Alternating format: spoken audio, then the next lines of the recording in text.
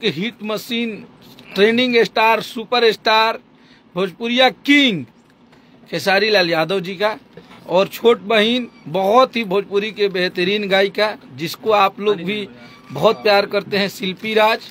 Music director हमारे विकास यादव जी हैं।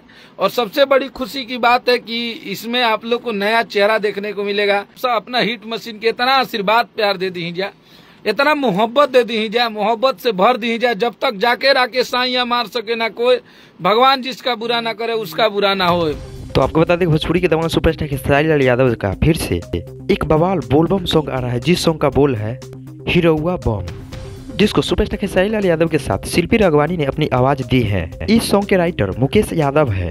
और बात की जाए रिलीज डेट की, तो अब तक इस सॉन्ग का ऑफिशियली रिलीज डेट कंफर्म नहीं किया गया है, परंतु 2 दिन के भीतर ही इस सॉन्ग को खेसारी वर्ल्ड म्यूजिक के ऑफिशियल यूट्यूब चैनल पे अपलोड किया जाएगा।